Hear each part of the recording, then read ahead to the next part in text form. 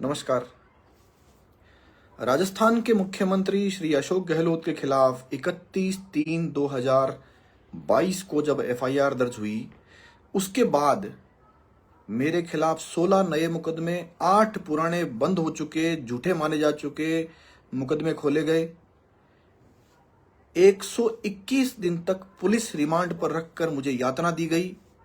154 दिन तक जेल में रखकर मुझे यातना दी गई। मेरा पट्टेशुदा मकान जो था, 20 साल पहले पट्टा दिया सरकार ने, उस पट्टेशुदा मकान को तोड़ने का आदेश दिया गया।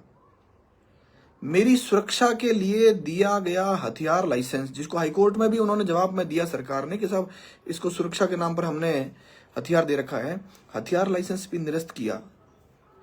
मेरा भाई जो वकील है, उसको भी झूठे मुकदमे में गिरफ्तार करके जेल में डाल दिया गया।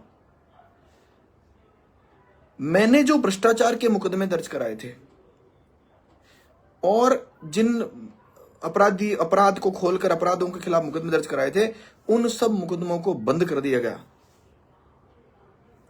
मेरी पत्नी जो मेरी पैरवी कर रही थी, उसको भी आपराधिक प्रकरणों में फंसाने की कोशिश की गई। साथी वकीलों के खिलाफ ऐसे घटिया मुकदमे दर्ज करके उनको भी फंसा दिया। मेरे बैंक खाते, ऑफिस, मोबाइल, कंप्यूटर, सब कार, सब सीज कर दी गई। क्यों? तो आज जो विषय है वो विषय यह है कि मेरी वकालत भी रद्द कर दी गई, यानी मेरा वकालत में एनरोलमेंट जो था उसको भी रिमूव कर दिया गया, मुझे वकालत से भी हटा दिया गया। आज जो विषय है वो मैं विषय इसलिए आपके सामने आया हूं कि मैं आपको वो सच्चाई बताने आया हूं कि सच में हुआ क्या था, मुझे वकालत से क्यों हटाया गया। सबसे पहले आपको समझना पड़ेगा वकालत से हटाने वाली संस्था कौन सी है। उस संस्था का नाम है बार काउंसिल ऑफ राजस्थान। मुझे लगता है कुछ लोग जानते होंगे और कुछ लोग हो सकता है नहीं भी जानते होंगे। Bar council of Rajasthan Rajasthan की वह संस्था है जहां पर सभी वकीलों का, राजस्थान के सभी वकीलों का रजिस्ट्रेशन होता है और इस संस्था का संचालन लगभग राजस्थान के 1 लाख वकील है, वह वोट देते हैं और वोट देकर अपने में से ही 25 वकीलों को सदस्य के रूप में चुनते हैं। उन्हीं 25 में से एक व्यक्ति चेयरमैन बनता है। कौन? गोवर्धन सिंह। वह गोवर्धन सिंह जिसने हाईकोर्ट को यह निवेदन किया, बताया और अपीलें करके, सूचना आयोग जाकर के हाईकोर्ट को यह कहा कि आपके जिलों में लोक सूचना अधिकारी यानी सूचना देने वाले अफसरों को नियुक्त ही नहीं किया गया है पिछले 15 साल से कानून लागू होने के बाद में। और उसके बाद हाईकोर्ट ने लोक सूचना अधिकारी 15 साल बाद जिलों में नियुक्त किए। सर, नोटिफिकेशन निकाला। कौन? गोवर्धन सिंह, जिसने हाईकोर्ट को यह कहा कि आपने धारा 4 सूचना का अधिकार की पालना नहीं की। सुओ मोटो इंफॉर्मेशन जो आपके संबंध में, हाईकोर्ट के संबंध में जनता के पास होनी चाहिए, वह 16 साल से नहीं दी गई है। उसके बाद हाईकोर्ट ने धारा 4 की पालना करते हुए राजस्थान हाईकोर्ट की वेबसाइट पर सुओ मोटो बहुत सारी इंफॉर्मेशन डाली। कौन? गोवर्धन सिंह, जो यह कहता है कि बार काउंसिल ऑफ राजस्थान में वकीलों का जो सैकड़ों करोड़ रुपया पड़ा है, उस रुपए का हिसाब किताब अपनी वेबसाइट पर डालिए। कौन? गोवर्धन सिंह, जो जूनियर्स को कानून सिखाने की कोशिश करता है, उनको आत्मसम्मान के साथ वकालत करने की जो विद्या है वो सिखाता है। कौन? गोवर्धन सिंह, जो कमजोर की तरफ से ताकतवर के खिलाफ लड़ता है। कौन? गोवर्धन सिंह, ईमानदारी की बात करता है। कौन? गोवर्धन सिंह, इनकलाब जिंदाबाद के नारे लगाता है। बताइए, इसके अलावा मेरा क्या दोष है? और अगर दोष नहीं है तो फिर ऐसा क्यों हुआ? कौन जिम्मेदार है इसके लिए?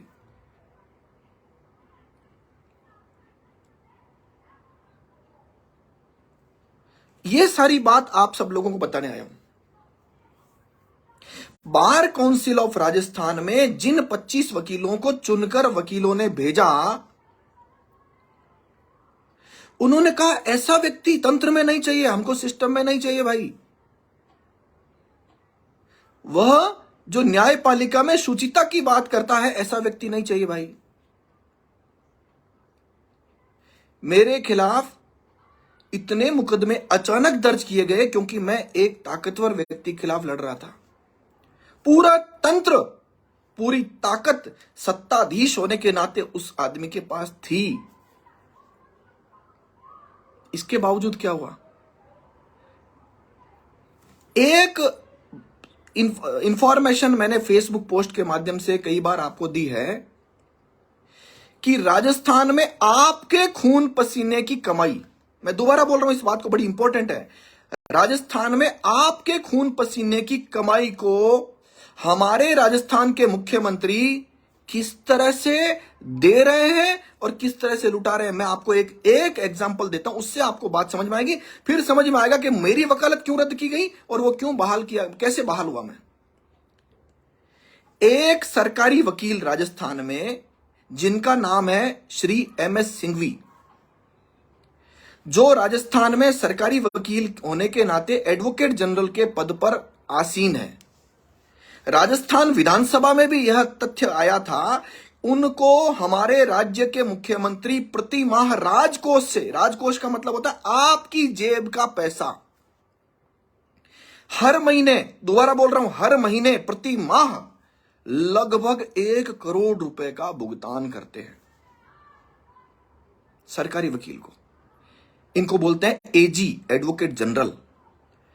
इनके पास में कुछ AA भी होते हैं, अतिरिक्त महाधिवक्ता, एडिशनल एडवोकेट जनरल। ये जो बार काउंसिल ऑफ राजस्थान, जब मेरे खिलाफ मुकदमे दर्ज किए, मुझे जेल भेजा गया, मुझे यातनाएं दी गई, उस समय हमारे बार काउंसिल ऑफ राजस्थान के अध्यक्ष थे श्री सुनील बेनीवाल। कौन सुनील बेनीवाल? जो एक कांग्रेसी हैं, जो अशोक गहलोत साहब की कृपा से सरकार के ही सरकारी वकील है, यानी एडिशनल एडवोकेट जनरल है।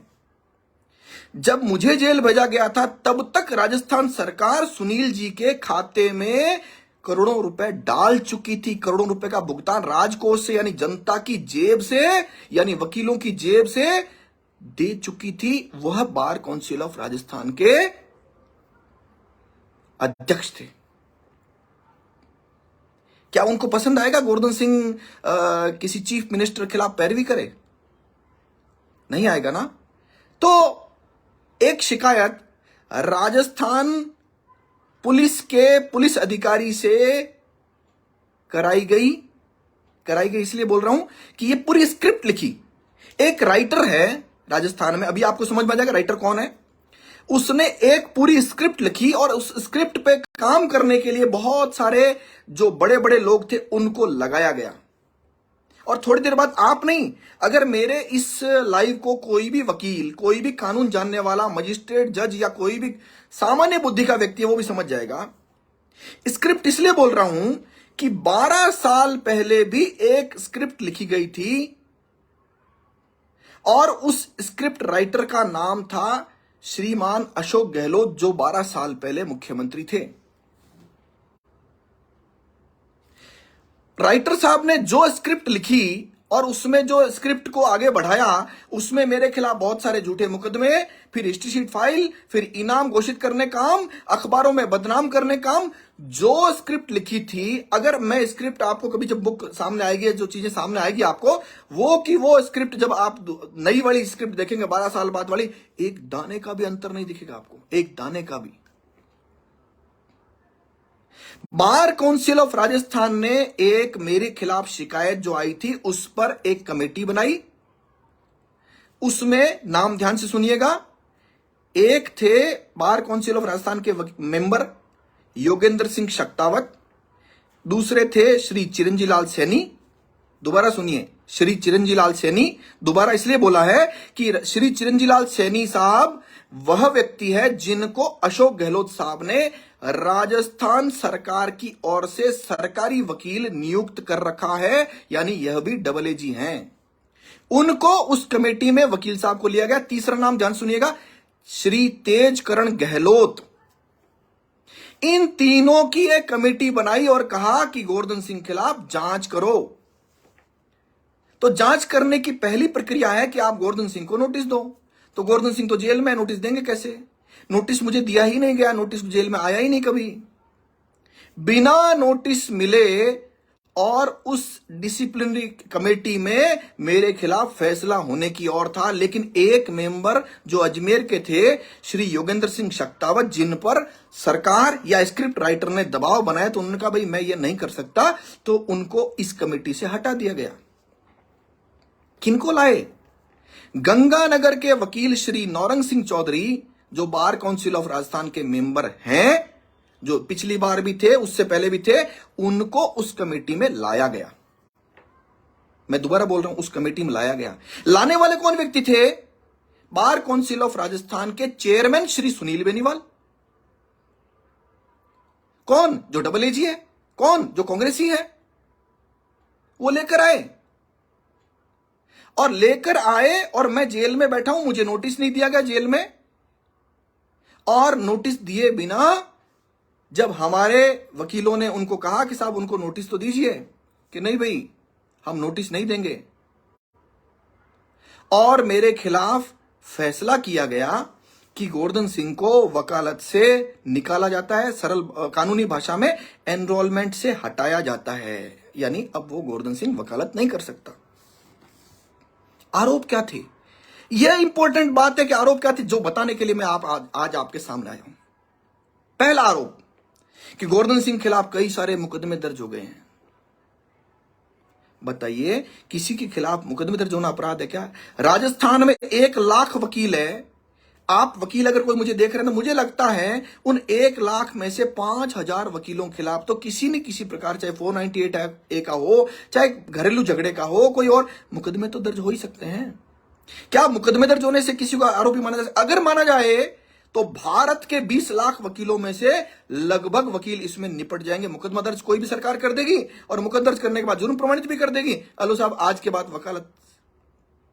इन्होंने अपनी बहादुरी इस बात में समझी कि अब हम जीत गए। स्क्रिप्ट राइटर ने कहा कि अब हमारी जीत है, इसको वकालत से बाहर कर दिया गया है। इनका मन 121 दिन पुलिस रिमांड पर रखने से नहीं भरा था।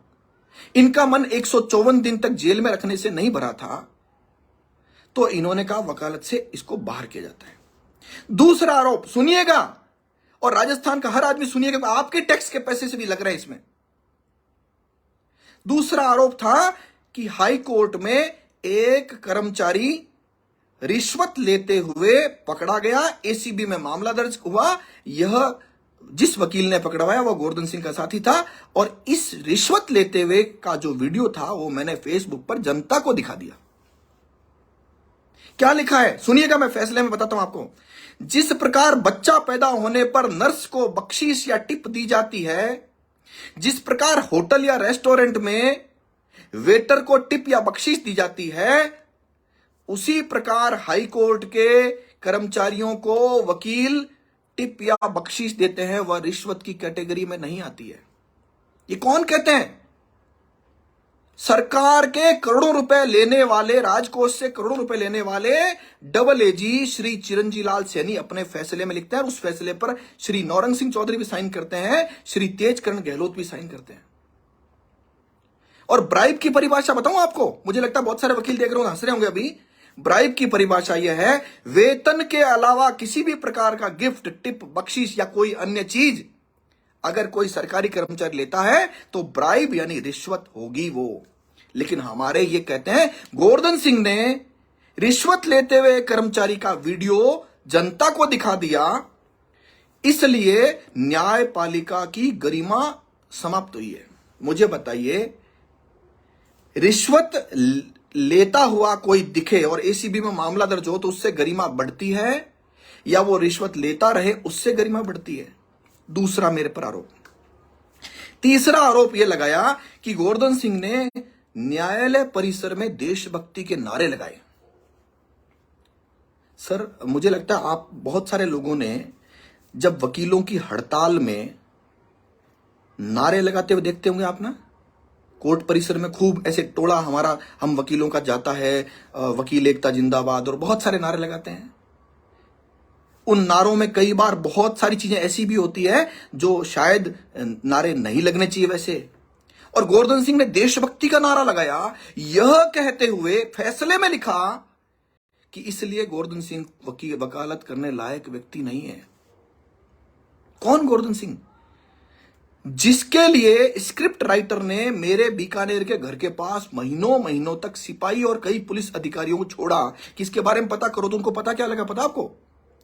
आप जितने लोग बीकानेर के लोग भी देख रहे होंगे मुझे, और राजस्थान के लोग देख रहे होंगे, उनको मेरे मोहल्ले में स्कूल का साथी, कॉलेज का साथी या मेरा कोई दोस्त ऐसा मिला नहीं जिसने मेरे मुंह से कभी अश्लील गाली भी सुनी हो। और मैंने देशभक्ति का नारा लगाया, इसलिए फैसले में लिखा कि गोवर्धन सिंह ने देशभक्ति के नारे लगाए, इसलिए न्यायपालिका की गरिमा तार तार हो गई, इसलिए गोवर्धन सिंह वकालत करने लायक नहीं है। और सुनिए, कहा गोवर्धन सिंह ने अपना वकालत का रजिस्ट्रेशन कराते समय मुकदमे छुपाए। वास्तविकता क्या है बताऊं आपको? स्क्रिप्ट राइटर इस पूरे एपिसोड का हमारे आदरणीय मुख्यमंत्री श्री अशोक गहलोत के खिलाफ जिस दिन कोर्ट ने एफआईआर का ऑर्डर किया, उससे पहले या उस दिन तक मेरे खिलाफ केवल एक मुकदमा, राजकार्य में बाधा का झूठा मुकदमा, केवल एक मुकदमा ट्रायल चल रहा था, इसके अलावा नहीं चल रहा था। यह बात मैं नहीं कह रहा हूं, राजस्थान पुलिस की एक रिपोर्ट में भी लिखी हुई है। छुपाया कहां से मुकदमा? मैंने 2 मुकदमे बताए थे, उनमें से भी एक मुकदमे में एफआईआर फिर लग गई तो एक ही बचा था, फिर भी मैंने 2 बताए। जब मैं रजिस्ट्रेशन कराया तो मैंने कोई तथ्य नहीं छुपाया, लेकिन चूंकि मेरी तो कोई सुनवाई करनी ही नहीं थी, इसलिए गोवर्धन सिंह जैसा व्यक्ति न्यायपालिका में नहीं चाहिए। एक और कारण है, गोवर्धन सिंह को ऐसा शायद वो मानते होंगे कि ठीक ठाक सा कानून आता है, कानूनी बात करता है, सुप्रीम कोर्ट के फैसलों की बात करता है, संविधान की बात करता है, लोगों के मानवाधिकार की बात करता है, गरीबों के लिए निःशुल्क लड़ता है, छोटे कर्मचारियों के लिए निःशुल्क लड़ता है, इसलिए न्यायपालिका में ऐसे लोगों की आवश्यकता नहीं है। बताइए, न्यायपालिका में आवश्यकता नहीं है, ये तो समझ में आता है, लेकिन क्या मेरे को मेरा पक्ष रखने का उचित समय नहीं देना चाहिए था इनको? ये 4 कारण थे। पहला, मेरे खिलाफ कई मुकदमे दर्ज हुए हैं। तो बताइए, आप मुख्यमंत्री के खिलाफ एफआईआर का ऑर्डर करा रहे हो कोर्ट से, दर्ज नहीं होंगे क्या? होंगे ना, हुए ना। और वो किसी खिलाफ हो सकते हैं, सरकार बदलेगी, हो सकता है अशोक गहलोत के खिलाफ भी मुकदमा हो जाए, हो सकता है सरकार बदले और एमएस सिंघवी के खिलाफ मुकदमा हो जाए और जुर्म प्रमाणित भी हो जाए। तो क्या एमएस सिंघवी को भी वकालत के एनरोलमेंट से हटाया जाएगा? क्या यह परंपरा शुरू कर दी है क्या बीसीआर ने? और परंपरा शुरू कर दी है तो क्या राजस्थान के हर जिले के उन वकीलों को हटाया जाएगा जिनके खिलाफ मुकदमे हैं? मात्र मुकदमा दर्ज होने से, सजा होने से नहीं, मात्र मुकदमा दर्ज होने से हटाएंगे क्या? दूसरा, रिश्वत लेते हुए एसीबी में शिकायत कर देना किसी न्यायपालिका कर्मचारी की, क्या इस कारण से हटाया जाएगा? क्या देशभक्ति के नारे न्यायालय परिसर में, यानी न्यायालय के अंदर नहीं, न्यायालय परिसर में लगाने से हटाया जाएगा क्या?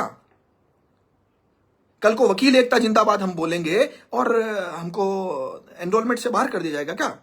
क्या भारत में ऐसा कभी हुआ है क्या? राजस्थान में जब दिल्ली गया तो दिल्ली में कहा हमने तो ऐसा फैसला आज तक सुना ही नहीं, पुराने मुकदमे छुपाए हैं ही नहीं, फिर भी लिख देंगे। क्या यह परंपरा डाल दी है राजस्थान में? असली बात यह है कि गोवर्धन सिंह सच्चाई और ईमानदारी से अपनी बात को उचित तरीके से उचित स्थान पर रखता था। यह है असली समस्या। कई लोगों को समस्या ये, ताकतवर लोगों का एक ग्रुप बना जिसका स्क्रिप्ट राइटर ने तय किया कौन क्या भूमिका निभाएगा। आप बताइए, गैस कनेक्शन होते हुए मैंने 18 लीटर केरोसिन ले लिया, इस कारण से राजस्थान की पुलिस ने मुझे 11 दिन पुलिस कस्टडी और 39 दिन जेल में रखा।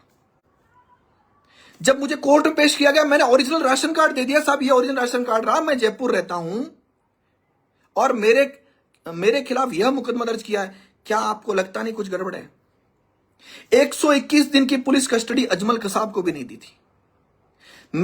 मुझे जहां जेल में रखा गया वहां पर आतंकवादी, बम कांड वाले लोग, फांसी बंदी और ऐसे लोग थे। ये जो जयपुर में बम कांड के लोग बरी हुए ना अभी, ये भी मेरे साथ बंद थे। मैं इनसे पूछता था भी क्या हुआ, तो ये इनको भी इतना पुलिस कस्टडी में नहीं रखा।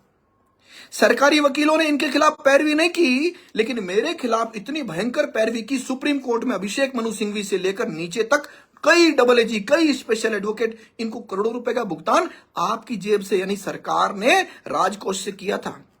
तो क्या बम कांड वालों की पैरवी नहीं करनी चाहिए थी इनको? कौन लोग हैं ये इस व्यवस्था में जिन्होंने कहा गोवर्धन सिंह जैसा व्यक्ति नहीं चाहिए। बीसीआर में एक सचिव है, मलिक नाम है, वो कहता है कि ये सिस्टम कोलैप्स कर देगा। मेरे साथियों का कौन सा सिस्टम कोलैप्स कर दूंगा? और मेरे पास सामान ही क्या जो मैं सिस्टम कोलैप्स कर दूंगा? क्या भय है? कौन सा सिस्टम कोलैप्स होने वाला है मेरी वजह से? मैं बताता हूं क्या कोलैप्स होने वाला है। अब जो वकील है ना, आप राजस्थान में किसी भी 1 लाख वकील है, कुछ सरकार से लाभ प्राप्त लोगों को छोड़ दीजिए, हर एक वकील को, जनता के हर एक जागरूक नागरिक को, शायद हर एक मजिस्ट्रेट जज को यह पता है कि सरकार ने गोवर्धन सिंह का दमन किया था, जानबूझकर प्लान करके किया था। किसी से भी पूछ लीजिए, आप किसी सिंगल आदमी से पूछ लीजिए। तो बार काउंसिल ऑफ राजस्थान, जिसमें वकीलों ने जिनको वोट दिया, उन्होंने गोवर्धन सिंह को इन 4 कारणों से वकालत रद्द कर दी। ऑर्डर की कॉपी नहीं दी भाई, वो भी कई महीनों बाद लेट, बड़ी मुश्किल से पहुंची। हमने नकल लगाई, कभी आरटीए लगाई, बड़ी मुश्किल से हमको मिली। हम लोग इस पूरे आदेशों की कॉपियां, जब मैं बाहर आया, सब चीजें मेरे साथियों ने बाहर आने से पहले भी इसकी अपील करी दिल्ली में। अपील की सुनवाई के बाद उन्होंने आश्चर्य व्यक्त किया कि ऐसा कैसे हो सकता है, ऐसा देश में कहीं हुआ ही नहीं आज तक। और उनके आदेश को की पालना पर रोक लगा दी गई, ऑपरेशन पर रोक लगा दी गई। लेकिन मैं जानता हूं ये कितने खतरनाक लोग हैं। ये कतई नहीं चाहेंगे कि न्यायपालिका में सच्चाई और ईमानदारी की बात करने वाला, सच्चाई और ईमानदारी पर काम करने वाला एक वकील गोवर्धन सिंह इस सिस्टम में रहे। छांट छांट कर लाए जाते हैं और उन वकीलों को बनाया जाता है जिनसे पहले तय किया जाता है कि आप क्या करेंगे।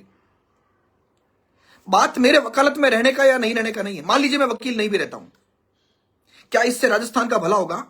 क्या इससे न्यायपालिका का भला होगा? क्या इससे वकीलों का भला होगा? या तंत्र में जमे हुए कुछ लोग ही इस पूरे सिस्टम को चला रहे हैं?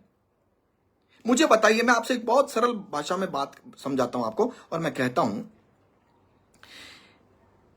मुख्यमंत्री अशोक गहलोत, जो कांग्रेस के बड़े व्यक्ति हैं देश के, उनके खिलाफ कोर्ट ने एफआईआर दर्ज करने का आदेश किया। अफसर भी उसमें शामिल थे। आपने किसी अखबार, किसी टीवी चैनल में कोई लाइन पढ़ी, कोई खबर पढ़ी? आपने नहीं पढ़ी ना। लेकिन मेरे खिलाफ जितना दमन चक्र चलाया गया, उसमें सैकड़ों खबरें अखबारों में और टीवी चैनल पर चलाई गई, प्रेस कॉन्फ्रेंस करी गई, विज्ञप्तियां दी गई अखबारों छपने के लिए। क्या आपको लगता है कि इनको पता नहीं था क्या? इसका मतलब पूरे तंत्र में स्क्रिप्ट राइटर ने खेल किया, और उस खेल के तहत ये सब किया। बात मेरी नहीं है, बात ये, मैं दुनिया में रहूं चाहे नहीं रहूं, लेकिन राजस्थान में जो हो रहा था, जो हो रहा है, और जो आने वाले भविष्य में हमारे बच्चों के साथ, आने वाले युवाओं के साथ होने वाला, उसकी कल्पना करिए क्या होगा। बस इतनी सी बात आपको बताना आया था। वकालत मेरी रहे, वकालत मेरी नहीं रहे, लेकिन मैं आपको आज कह रहा हूं कि मेरा एक एक रोम रोम जीवन पर्यंत, अंतिम सांस तक नागरिकों के लिए यानी मालिकों के लिए लगेगा। और देश में जो देशभक्ति के नारे लगाने पर जो मुझे बाहर किया है, इस देश के लिए मेरा अंतिम अंग भी अगर कटता होगा, हटता होगा, जाएगा, तो भी मैं जाने दूंगा। लेकिन मैं अपने इस मार्ग को, सत्य के मार्ग को नहीं छोड़ूंगा। मुझे लगता है आप सब लोग देख रहे हैं इस वीडियो को, आपके बात समझ में आई होगी, लेकिन आपके साथ साथ समझ में आनी चाहिए राजस्थान के 1 लाख वकीलों को, जिनके वोटों से ऐसे लोग बार काउंसिल ऑफ राजस्थान के मेंबर बने। 25 लोग हैं, कोई 2-5 लोग नहीं है। और ये मेंबर जो है डब्ल्यूजीबी है, वो बाहर कोर्ट के बाहर, जब कोर्ट में सुनवाई होती थी मेरे केसेस में, बाहर निकलकर, मैं साक्ष्यों के साथ कह रहा हूं, बाहर निकलकर सबसे पहले एडवोकेट जनरल एमएस सिंघवी जो है, उनको फोन करके बताते आज कोर्ट में ये हुआ है। क्यों उनका इतना इंटरेस्ट था एमएस सिंघवी साहब का? वो तो बड़े वकील हैं भाई, 1 करोड़ रुपया महीने का सरकार उनको राजकोष से भुगतान करती है। इतना क्या इंटरेस्ट है गोवर्धन सिंह में? बम कांड में तो आपका इंटरेस्ट नहीं है सरकारी वकीलों का, तो गोवर्धन सिंह में इतना इंटरेस्ट क्यों है? उसका पट्टेशुदा मकान 20 साल पहले पट्टा बना था, उस पट्टे को बिना सुनवाई किए निरस्त करके तोड़ने का आदेश कर रहे हैं। इतना क्या इंटरेस्ट है आपको?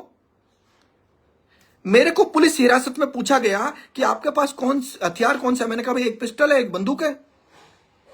जैसे ही मैंने बोला, उसी थाने में नीचे एक बलात्कारी जिसके खिलाफ बलात्कार का मुकदमा प्रूव माना गया सीआईडी द्वारा, वो मुकदमा कराता है। गोवर्धन सिंह ने मुझे पिस्टल दिखाई।